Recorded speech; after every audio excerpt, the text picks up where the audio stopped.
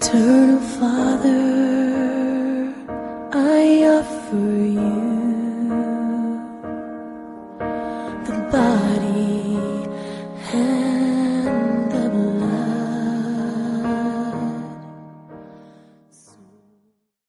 Bwana asifiwe. Nashukuru Bwana tena asubuhi ya leo ya Jumamosi ambaye Bwana ametuamsha. Ni vyema tushukuru jina lake. Ni vyema tumsifu. Ni vyema tumpigie asante kwa sababu ya uhai ambaye Bwana ametupatia asubuhi ya leo. Wengi walitamani lakini wakupata nafasi. Ni juu ya rehema ya Jehova ili tupatane tena katika hii Jumamosi ambaye ni Jumamosi njema ambaye Bwana ameandaa. Kwa wale wananiona mara ya kwanza, kama unaniona mara ya kwanza, najulikana kama Askofu Francis Opell. Natoka kanisa la African Revival Center of East Africa. Napatikana hapa Nairobi, hapa Kayole, Kioi Stage. Hapo utanipata. Bwana amenituma tena ili tuongee na wewe, tuwe kwa ibada ya leo, tuwe pamoja katika ibada. Ujumbe Bwana amenituma naye ni ujumbe ya kukuponya moyo, kukuponya mwili, ujumbe ya kukuinua na ujumbe ya kukubariki. Najua ya kwamba umetezeka na umehangaika na mambo mengi. Moyoni mwako iko na uchungu mwingi, roho yako hakuna amani. Unagonjeka kimoyo na kiroho na unagonjeka kimwili. Lakini leo mponyaji ambaye ni Bwana Mungu wetu ameniweka hapa ili akuponye moyo. Leo Bwana ataponya moyo ya wale ambaye wamelia, wamehangaika, wanasumbuka, hawana amani, wako na vita, wako na kelele. Jehova atawaponya moyo. Ndio sababu leo nitanena na wewe katika kitabu ndogo sana, katika Yeremia 17 kuanzia 14. Hapo ndio Mungu amenituma niongee na wewe. Kuna mtumishi wa Mungu kwa jina anaitwa Yeremia. Kuna wakati alikuwa na shida kama wewe. Kuna wakati moyo wake iko na amani. Kuna wakati alikuwa akona uchungu ya kimwili. Yani alikuwa na magonjwa ambayo haina tiba. Siku moja asubuhi kama hii, alienda mbele ya Jehova. Akamuomba Mungu ambaye kuna uwezo, mwenye mamlaka, mponyaji, daktari. Akamueleza, Mungu uniponye kwa sababu sina amani. Roho yangu inafadhaika. Leo hata kama unapitia hali gani, uko na nafasi ya kuongea na Jehova na kumweleza. Kama Yeremia ndiye aliona moyo wake haina amani, akamwambia Jehova, uniponye kwa sababu nataka amani. Uko na nafasi mpendwa. Saa ijachelewa. Ni Jumapili ya kwanza, Jumamosi ya kwanza katika mwezi wa 3. Mungu amepanga mambo mazito, mazuri juu ya maisha yako. Ameona jinsi hata tukianza mwezi, moyo wako haina amani. Moyo wako inafadhaika. Moyo wako iko na uchungu. Unalia kwa sababu kuna wale maadui wamevamia boma yako, wamevamia kazi yako, labda wamevamia nyumba yako, wanaweza vamia hata kazi yako, biashara zako. Hayo yote inaweza lete magonjwa ya moyo, na Bwana akuna uwezo. Jehova anaweza kukuponya. Aliponya moyo wa Yeremia baada ya Yeremia kuona hana amani. Unaweza kosa amani, unaweza kosa amani. Naongea na mwenye amekosa amani mali anaishi, mali anafanya kazi, mali anafanya biashara, mali anaenda kanisani, mali anakaa, hata mali anatembea na mwenzake, anasikia kama ana amani. Akitazama mbele na tazame nyuma, ama tazame upande na upande, anaona kama ana amani kabisa, kwa sababu chenye anaona mbele yake, anaona vita, anaona kesi, anaona fukara. Yani hakuna mazuri anaitazama mbele yake. Akiona mbele anaona shida zote kwa gunia. Akiona nyuma anaona maadui wote ambazo wanamkimbiza, wale wamtaki mazuri.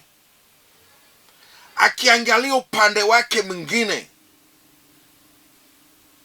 anaona wale wanamwombea mabaya usiku na mchana. Akiangalia upande hii, alikuwa anaona wale wanauliza atakufa lini. Mpendwa, Bwana akona uwezo. Yeremia alikuwa na uchungu asubuhi kama hii. Akatazama juu na chini, akasema, nitaomba Jehova aniponye ili nipate amani katika moyoni mwako. Hata wewe leo, jinsi umekosa amani, jinsi umehangaika, jinsi umelemewa, jinsi umekuwa na vita mingi, jinsi watu wanaongea mabaya juu yako, jinsi mambo zako zimekwama, jinsi hakuna mazuri unaona, uko na uwezo ya kuomba Jehova. Yeremia aliomba. Hata leo katika ibada, ukiomba Jehova utaponywa. Ajalishi ni magonjwa ya kimwili, ajalishi ni magonjwa ya kimoyo, lakini jambo kuu, leo utaponywa. Maadui wamekuwekea mpaka roho yako uwezi lala usiku, yani mawazo juu yengine. Watu wanakuvamia, yani hauna amani. Madeni zinakufuata, yani vita kwa ingine, hata uwezi endelea. Ukianza jambo inasambaratika, yani unajiuliza ni wapi ulijikosea, ni wapi ulienda mbaya, ni wapi ulijikosea Jehova. Yani unaweza jiuliza swali mingi.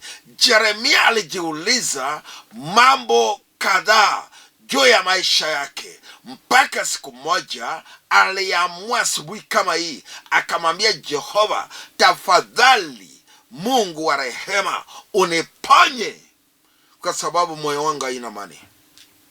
Naongea na mwenye moyo wake haina amani. Najua huna amani.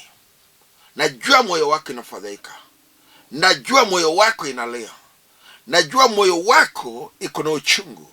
Najua jinsi unawaza mengi. Naona jinsi unalia. Hata ukitazama watoto wako, machozi inakuja. Ukitazama boma yenu, unaona kama uchungu inazidi. Ukitazama hata mume wako, unalia usiku na mchana. Huelewi ni nini iliko mbaya.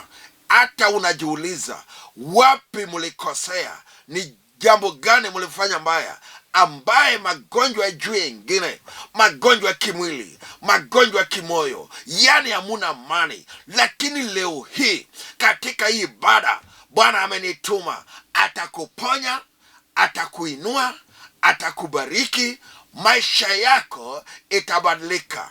Huyo sio huyu apostle, sio huyu bishop, sio huyu reverend, sio huyu pastor. Ni Jehova wa mbinguni, ambaye Yeremia wakati aliamua, alikuwa na uchungu, akasema siwezi nyamaza, nitaongea na Jehova, nitamuomba kama ataniponya.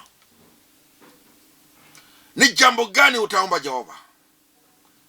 Ni mambo gani uko naye katika hii ibada ambaye inalete unakuwa na uchungu mwingi? Hata kama ni ndoa utapata, hata kama ni kazi utapata, hata kama ni biashara itanuka, hata kama ni kujenga utajenga, hata kama ni kununua shamba utanunua, hata kama ni kesi kokotini itaisha. Ni jambo gani imelete moyo wako imekuwa na ugonjwa ambazo zinaleta huzuni? Ni jambo gani? Jehova ako na uwezo juu ya maisha yako.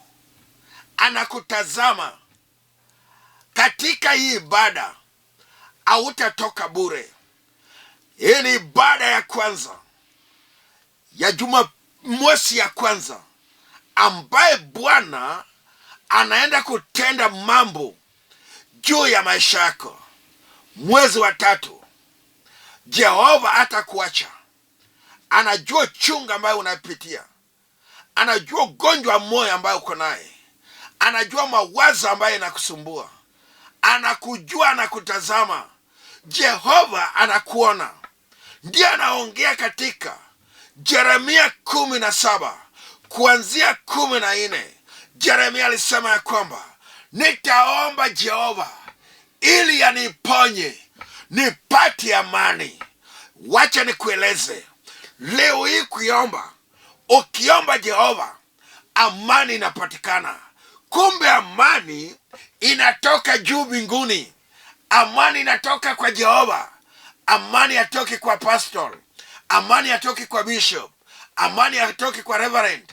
Amani inatoka kwa Jehova.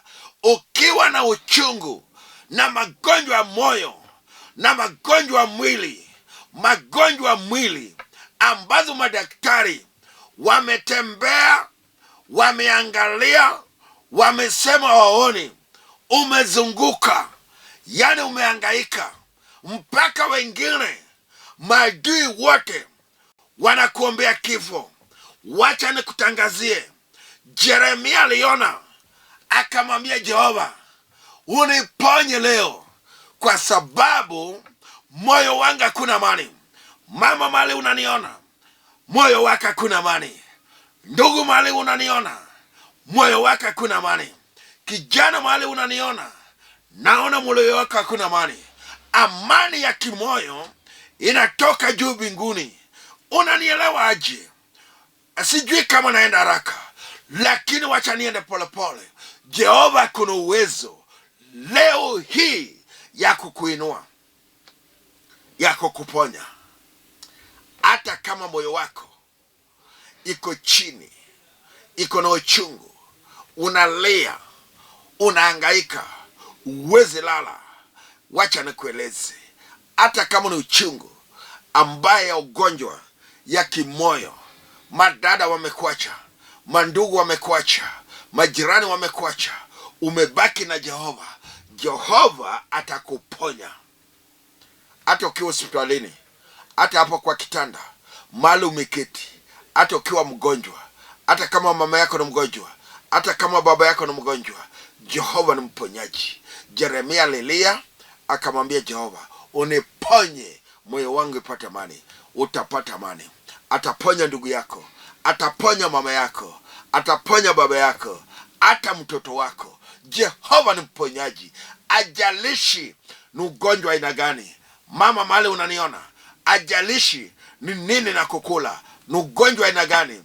Hata kama ni ugonjwa ya kimwili, ya kansa, ya typhoid, ya TB, ya malaria, kufura mwili, kugonjeka mwili, kukosa nguvu, kuumwa na kichwa, Sikiza, mponyaji ni mmoja tu, ni Jehova ambaye ameniweka katika hii ibada ya hii Jumamosi. Ameona hata tukianza mwezi, moyo wako iko na ugonjwa, moyo wako inalia, moyo wako haina amani. Ameona unahangaika, hata mwili yako inafadhaika, mwili iko na ugonjwa, mwili haina amani, mwili haina nguvu. Hata ukikataa, watoto wako hawana amani, wanagonjeka, bwana wako anagonjeka, hata mama yako. Jehova anasema leo katika hii ibada ako na uwezo. Ukimwomba, wenye wameomba wanafunguliwa, wanaponywa, wanabarikiwa, wanainuliwa. Hata wewe utainuliwa, utaponywa. Jehova ndiye ananiongelesha. Roho ya Bwana ameniambia moyo wako iko na ugonjwa kubwa, ugonjwa ambaye inatiba. Unalia usiku na mchana, yani hujui utapeleka shida yako wapi. Lakini daktari mkuu ambaye Yeremia alikimbia kwake, jina lake hajabadilika, yeye ndiye ameniweka kwa ibada. Ameniambia shida yako itaisha. Iwe ugonjwa, iwe mambo ya kazi, mama, iwe ya ndoa, vita ya boma, kung'ang'ania, hata kuinuliwa, hata kama nyota ilienda, Bwana atakuponya. Anajua hali unapitia, anajua mambo ambayo inakusumbua, anakutazama, anakuona. Hajabadilika huyo Mungu. Amenituma katika ibada, ameniambia unahangaika, ameniambia huyo ugonjwa ambaye inakusumbua, umeenda kwa kienyeji, kiuganga, kihospitali, umetumia dawa, umeenda makanisani, kwa mapostol, imepeleka mali, umetumia pesa, lakini hujaona tofauti. Wacha katika ibada, wacha tuende na wewe katika mbele ya Jehova. Yeye akona uwezo. Nitaomba na wewe leo hii, hautakaa na hiyo ugonjwa, hata kama ni ya kimwili, hata kama iko kwa kichwa, hata kama ni ya kifua, hata kama mkono haifanyi kazi, hata kama ni mguu yako haitembei, hata kama ilikuwa stroke, hata kama imeshika kiuno. Bwana amenituma. Hata kama ni growth ambaye inamea kwa tumbo. Sikiza ndugu, sikiza dada, sikiza kijana. Jehova kuna uwezo, ataweza, anaweza, hajabadilika. Utaponywa.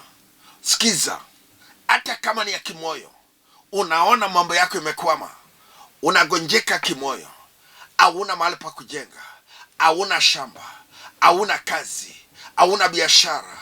Sikiza, hauna boma, yote ambayo ulikuwa nazo zilienda. Sikiza, Jehova bado yuko. Anaona uko na uchungu na ugonjwa wa moyo. Leo naongea kwa wale moyo wao inahangaika. Bwana atakuponya, atakuinua, atakubariki, ataponya watoto wako, atawainua, atawabariki. Maisha yao itabadilika. Mama, umetezeka, umelia sana, najua moyo wako iko na uchungu, lakini daktari ni moja. Yeye ndiye amenituma kwa wale wako na ugonjwa ya kimoyo na kiroho na kimwili. Wacha nikueleze, Mungu ni daktari. Leo hii kwa hii ibada, chenye umeomba, chenye nalete, moyo wake inahangaika, moyo wake inafadhaika, moyo wake ina amani, inalete uwezi lala, hata ukitembea uwezi kuwa na amani. Utaponywa leo. Jehova atakuponya. Ajalishi ni miaka ngapi umetembea na hiyo shida, umehangaika na hiyo shida, ajalishi ni muda gani ambaye umechukua ukizunguka na hujapata jibu. Leo hii kwa ibada ya wiki ya kwanza ya mwezi wa 3, Bwana ako na ujumbe. amenituma kwako. Sikiza, ataweza kwa hii ibada. Sijui kama unanielewa. Wacha uchukue nafasi leo tuombe na wewe.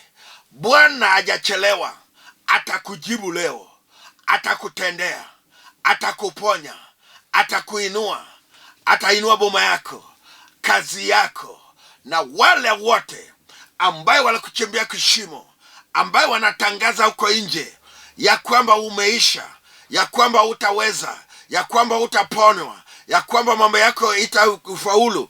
Wacha niwatangazie leo hii, asubuhi ya leo hii, mwezi ambayo tunaanza, maisha yako itabadilika, maisha yako itang'ara, maisha yako itainuka, maisha yako itabadilika. Maadui wote ambaye wanakuombea mabaya, wanakuombea kifo, wanakuombea mabaya, hata ukiamuka wananena juu yako, wanasema bado unatembea, yani wanaongea unaamuka.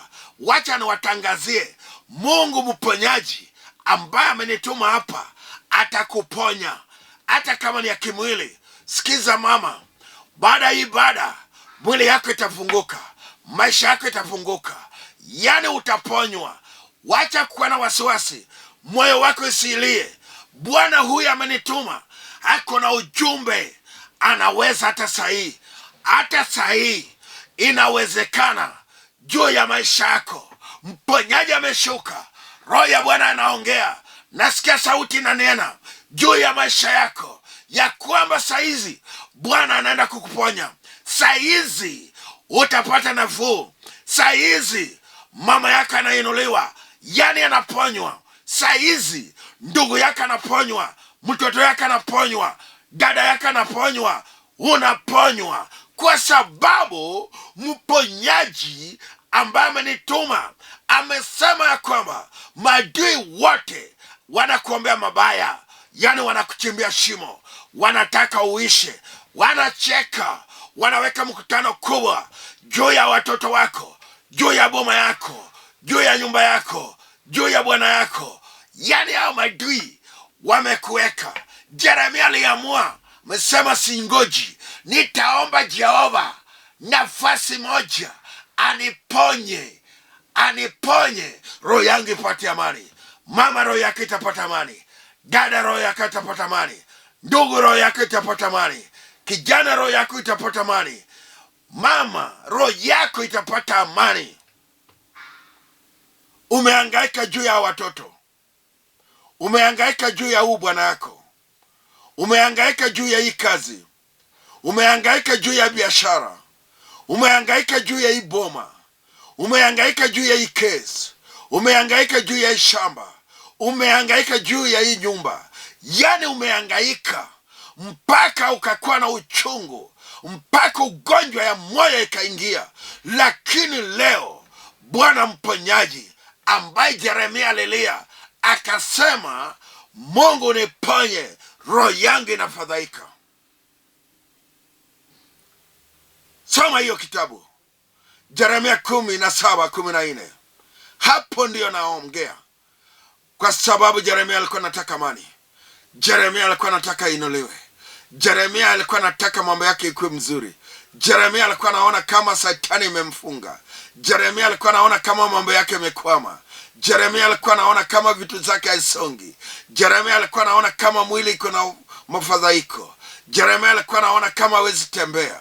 Alitazama kiroho, akaona maisha yake asipoenda mbele ya Bwana, asipomlilia Bwana, maadui watamweka chini. Maadui watamweka chini. Maadui watamwangaisha. Unaonaje? Hata ukitazama juu, unaona hao maadui, unaona mpango zao, unaona vile wanakuombea mabaya. Je, unaona mkutano kweli? Naongea na mwenye anaona kitu. Anasema kama maadui ambao wamemweka yu mgonjwa, ambao wameweka moyo wangu na hangaika, kweli naona adui. Shetani ana mamlaka, anakuchimbia shimo. Anataka familia yako ihangaike, anataka nyumba yako ihangaike, anataka boma yako ihangaike, anataka maisha yako yaishe.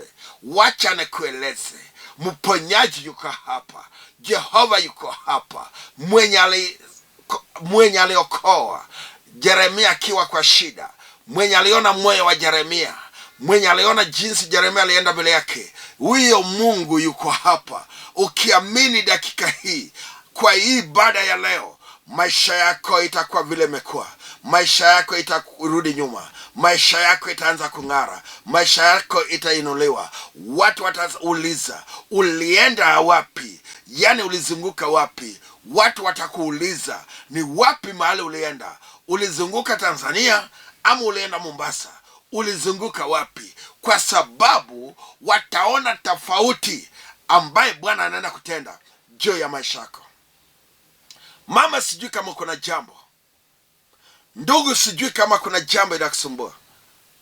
Yeremia alilia. Yeremia aliomba.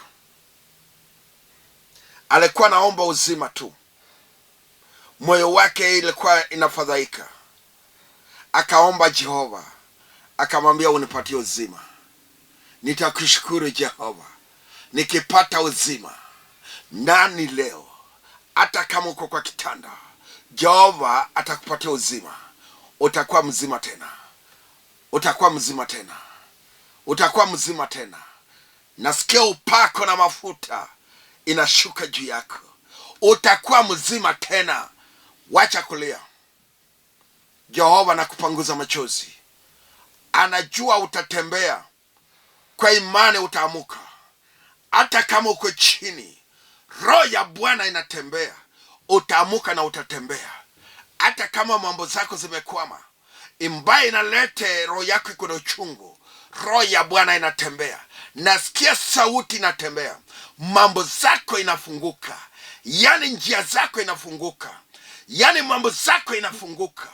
Wacha nikuambie, nitaomba na wewe kwa ibada. Ibada, mambo zako inafunguka. Ebu amini sasa. Anza kuamini kwa jina la Yesu Kristo. Mambo zako, mambo ya watoto, mambo ya nyumba yako, mambo ya ndoa yako, mambo ya kazi yako, mambo ya biashara yako. Ebu shika ni nini leo katika hii ibada ya wiki ya kwanza ya mwezi wa 3. Utatoa nayo ushuhuda ukisema, wakati nilisikia moyo wangu ilikuwa na ugonjwa, nikasikia ujumbe ya kwamba Yeremia alikuwa na ugonjwa kama yangu, lakini Bwana alimponya. Wakati alienda kwa mbele ya Bwana, wakati askofu alikuwa anaongea, nami nilishika kazi kwa mkono, nilishika ugonjwa kwa mkono, nilishika biashara kwa mkono, nilishika watoto wangu kwa mkono, nilishika bwana yangu kwa mkono, nilishika nyumba yetu kwa mkono, nilishika boma yetu kwa mkono, nilishika kesi yetu kwa mkono. Nikamwambia Jehova, hii ndiyo inanipatia ugonjwa, hii ndiyo inaleta nimelemewa, hii ndiyo inaleta siwezi lala, hii ndiyo inaleta niko na vita kali, hii ndiyo inaleta wadui wameniamukia. Niliomba kwa hiyo jambo na Bwana alinisikia. Hiyo ni ushuhuda ambaye inakuja.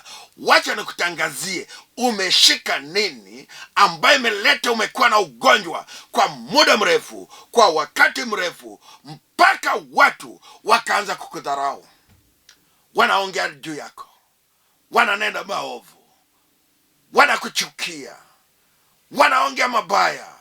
Hata sahi, jana walinena mambo ambaye yafai juu ya kazi yako, juu ya watoto wako, juu ya biashara yako. Kila saa wananena juu yako. Wanasema utakufa lini. Wamekuroga, wameenda waganga, wamezunguka juu ya maisha yako. Wacha nitangaze, maisha yako imebadilika. Yani Jehova amekuponya. Jehova amekuponya. Iwe ya magonjwa mwili, magonjwa ya moyo, maisha yako iko jinsi ilikuwa. Hii mwezi utakuwa na ushuhuda. Yani Jehova atakutendea. Wacha nitangaze, naenda kuomba na wewe. Mwenye roho yake imelea, mwenye roho yake iko na uchungu, mwenye roho yake inagonjeka, mwenye moyo wake inagonjeka, wacha tuombe pamoja na wewe. Ajalishi ni jambo gani, ajalishi ni mambo gani ambaye imekusumbua, wacha nikutangazie. Weka hiyo jambo kwa meza. Jehova alinituma katika kitabu Yeremia 17:14 ndogo. Wacha nikutangazie. Yeremia aliomba Jehova amponye ili roho yake ipate amani, apate uzima. Kuanzia leo, wale walikupangia kifo, wale waliua vitu zako, waliua biashara, wakamaliza kazi, wakamaliza boma, wakamaliza watoto wako, hawana chochote mbele yao, hawana kazi mbele yao, hawana hata biashara, hawana ndoa, yani mambo yao ilimalizwa. Walikuwa naomba kifo, wakaweka magonjwa makali. Wacha nitangaze leo hii kwa hii ibada tunaenda kuomba na wewe. Mama, tunaenda kuomba na wewe. Ndugu, tunaenda kuomba na wewe. Kijana, msichana, naenda kuomba na wewe. Hata ukiwa gerezani, sikiza, tunaenda kuomba na wewe. Bwana ni mponyaji. Atakuponya roho, atakuponya moyo, atakujenga tena, atakuinua, atakubariki, atakuongoza. Anaenda kutenda makubwa. Naenda kuomba na wewe ili ushuhuda itaonekana. Baada hii ibada, ebu tuma ujumbe. Tuma tu ujumbe.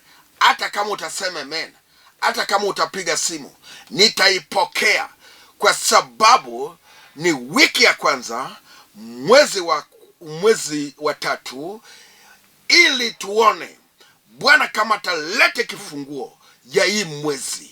Kama ulikuwa na mgonjwa kwa moyo, utatuma ujumbe baada ya hii ibada. Ibada hii inamaliza sahi, alafu unitumie ujumbe. Utaona mambo ambaye Bwana anaenda kutenda hata kwa kutuma ujumbe. Hata kama una pesa ya kupiga simu, tuma tu ujumbe. Hata uandike tu amen.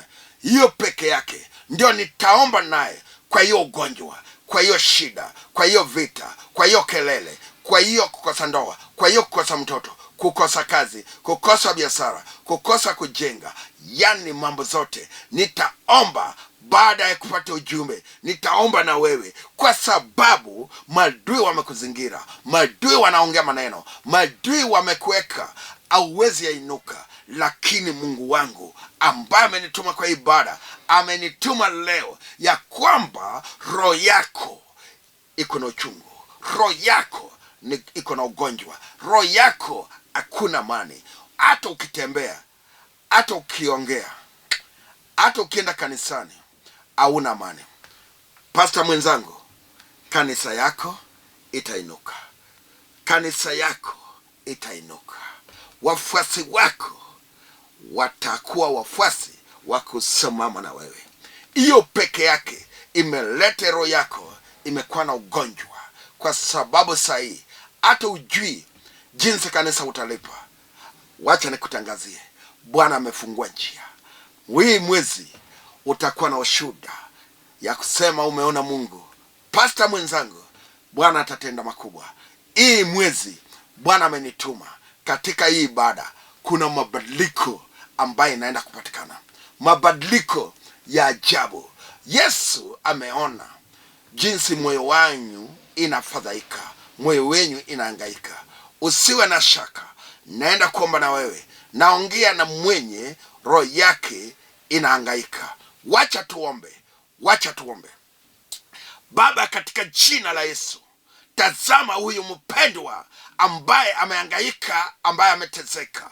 Umponye moyo, umponye roho, umponye mwili, umponye Jehova, umponye kwa jina la Yesu Kristo. Nimeomba na kuamini. Mwenye alikuwa naongea na wewe ni Askofu Francis Opell. Namba yangu ya simu 0720 86 39 11, 0720 86 39. Piga hiyo namba sahihi. Bwana kubariki. Mchana mwema, siku mwema. Amen. Amen.